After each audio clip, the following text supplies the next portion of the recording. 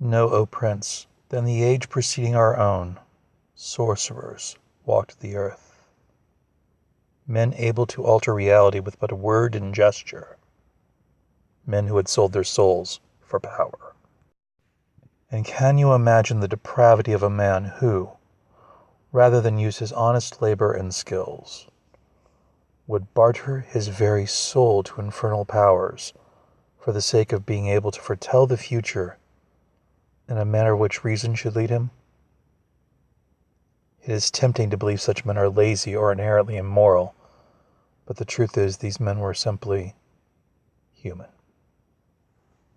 The foolish among them were claimed by the infernal powers quickly as they descended into madness and further depravities. Or perhaps they were caught by the authorities and tortured before being executed.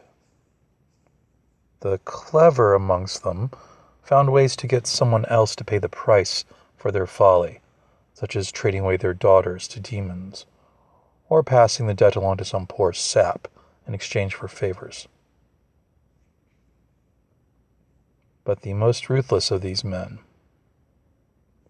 proved themselves to be more terrifying than the infernal powers with which they brooked, for a few of these ruthless men ended up becoming so powerful that they became as gods on earth. And a few rare exceptions currently rule in hell, the terror of all their subjects, their names whispered by infernal powers with reverence and trepidation.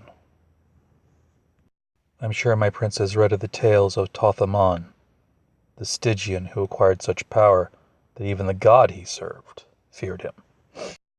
And you have read of how Aristocles and Vali, the heroes of the sagas which I am relating to you, how they have strayed into this realm, but at the same time prevented themselves from going too far into depravity. They have a sense of the worth of their soul and would not trade it. Well, what would cause a man to make such a bargain? Some say greed, some say avarice. But then there is desperation. There is the honest need to feel self-sufficiency and potency when one has been subjected to the worst horrors and the depravity of others. The powerlessness a slave must feel, for instance, when he watches his family abused, tortured, and used for all manner of sins. That could drive a man to believe there is nothing else in life worth having but power. And that is the story that we turn to now. The story of Ahziram.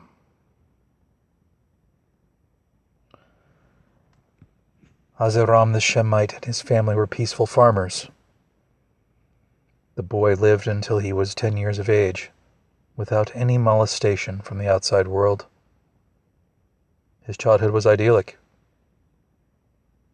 His best friend hounds that he used to help guard the sheep, heard them where he needed them to go. And then one day, his mother caught the eye of a passing Turanian officer. The officer went to his father and demanded the woman be sold to him. The father refused, and for the reward of his marital fealty, he was slain and his family was imprisoned. Ahziram watched daily as the Turanians, well, sire knows what men of low character and armaments might do to women that come into their power. And he heard his sisters and his mother beg for release, but the gods gave none. Nor did Adonis smite these men. And Ahziram knew that there must be no gods, or at least uncaring ones, when his sisters and his mother were forced to give birth to half-siblings, and not singly, but in multitudes. From the time he was 10 until the time he was roughly 15, Ahziram watched as his family were turned into broodmares and workhorses. The boy was willful and tried to resist as his father had, while the Turanians had ways to quickly break that, including the day they made him kill and eat his hounds, or they would torture his sisters with worse punishments. And of course the Turanians excused it all as being the spread of the worship of Erlik Khan, their god of the fire and underworld, who judges all harshly who are heretics. They were doing the Shemites a favor by saving their souls, by bringing them the loving word of the living Tarim.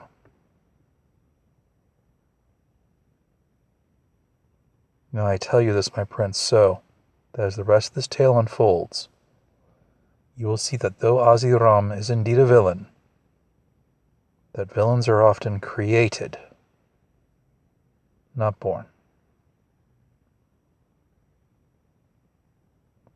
When he escaped the Turanians, Ahziram fled.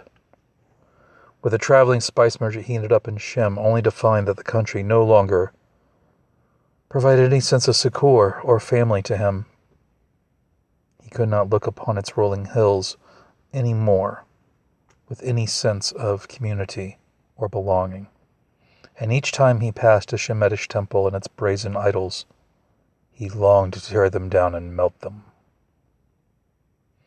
Because evil, my prince, is contagious.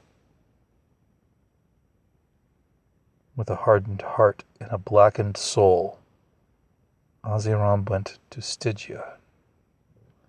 And there he pledged his service to a temple of Set.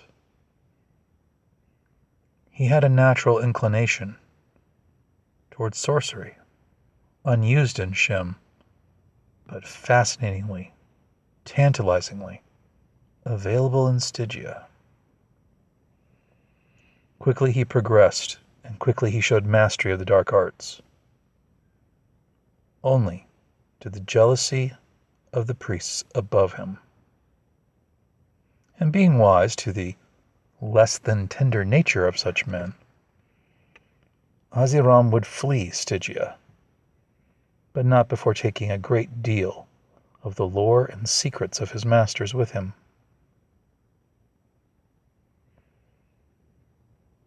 He became skilled in the arts of necromancy, divination, herbalism, astrology, and of course conjuration, the calling up of infernal powers to do his will. With these, he traveled across Hyboria to various places, with people reporting to be wise and the Eldritch Arch only to be routinely disappointed, until he came to Nemedia. In Nemedia, he ran afoul of a certain order, the Order of the White Square, magicians that try to use their art for the benefit of the community and humanity rather than self-gain. Quickly identifying him as a threat, they brought the power of the state down upon him, but if Your Majesty remembers, I did say this was a man who had already mastered necromancy and conjuration. It was short thrift for him to make a significant force of foul beings to distract his attackers and effect his escape. From there he went into Hyperborea, the land of the cold north winds and the witch queen Lohi.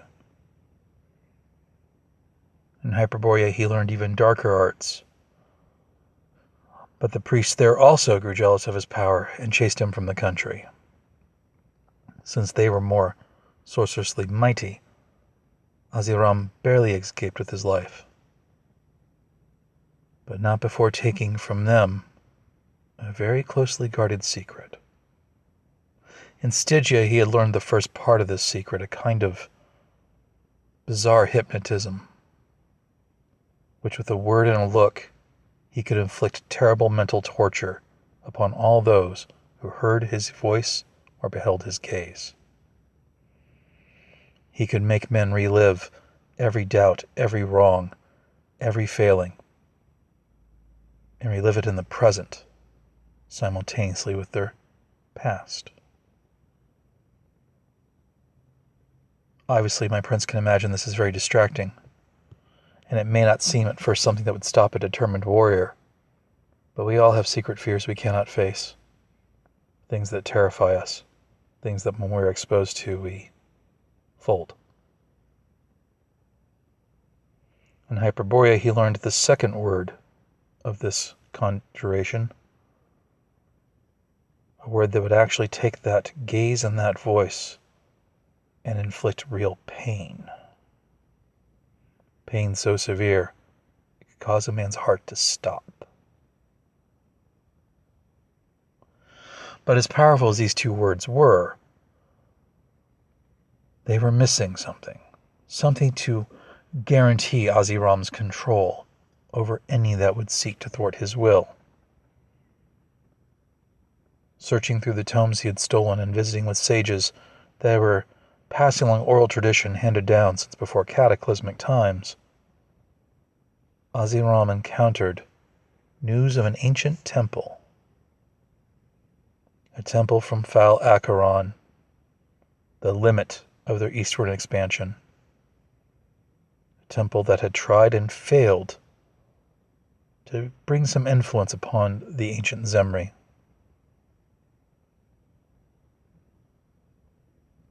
That temple lies somewhere near Arinjun. And now, in our tale, Ahziram travels there, seeking security in his eldritch arts, for this final word will allow him to inflict his gaze upon infernal powers. I see my majesty does not understand. It is known that these infernal beings require certain rituals and constraints before they will bend the knee to a human will. Costly are these preparations and ingredients for these foul ceremonies. But if Ahziram could perfect his gaze with this third and final word, it would be as easy for him as it would be for your majesty to speak, and a thing be done. It would make him one of the greatest sorcerers of the Hyborian age.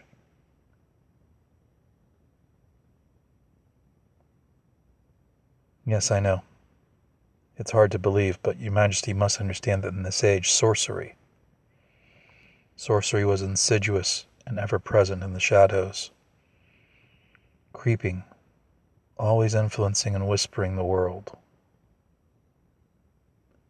And in Zamara, the god that protected the land had woven a web that largely kept the more egregious expressions of sorcery out. But enough of the shadows could slip through the net. They could still create, well, a disease, if you will. A disease of sorcery.